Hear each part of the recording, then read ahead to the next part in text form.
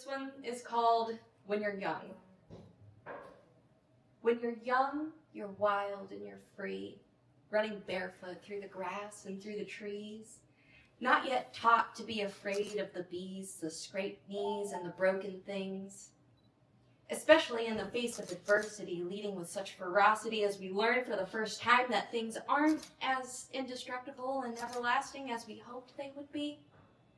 The grief of learning how fickle, joyful moments can be, then learning to appreciate them for what they were when they were in front of us, when we could clearly see.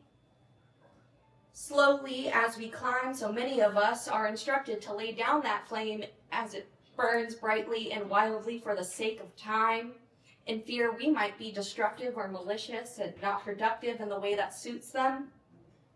I don't know about you, but I was spending time lost in the fictitious, unaware people even thought that way, and so damn confused when they said it was me who needed to be contained.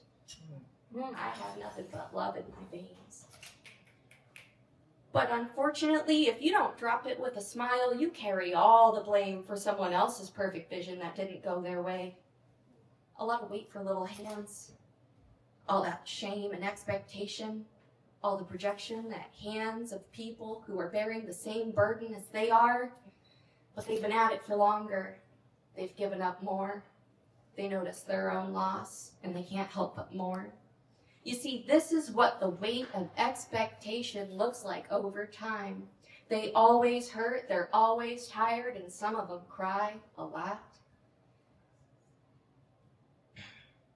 Some of them raise their voices. Some of them raise their fists. Some of them do far worse when the lights begin to dim. All of the fear wrapped around their heart, they forgot which part is theirs. A leash created inside their heads and held by their own hands. But they don't see it that way. They just show a list of the demands placed on them, proud of their display. Just an added bonus. This is all yours someday. It comes with absolutely everything. The guilt, the grief, the sorrow, but look at the life I made. It's yours. I'll never taste it. My body's in too much pain, but just keep this going. Just work a job. Yeah, it sucks when they treat you that way.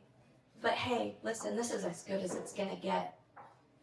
So be thankful for what you have and learn to take it with your chin up. Woo, woo! All right, this one is called Before the Quiet Faded. Do you remember what it was like before the quiet faded? Before the poison of the world set in and joy just dissipated? Before they took your power and pointed it back at you and gaslit you to believe that this was your undoing? They told us that if we aren't going to be pious, that we should just sit down and be quiet. And we all fall in line and fear the punishment will be violent. But what if I told you you didn't have to feel the burn when you're walking through that fire? Because I will hold your hand and I will walk right beside you. If we all just remember that we're in this together, we can extinguish this fire we all started forever. No more apathy, no more pride, no more false allegations, just your feet next to mine as we stomp out this corrupted indoctrination. The one that told our kids they're sexy instead of nourishing their minds.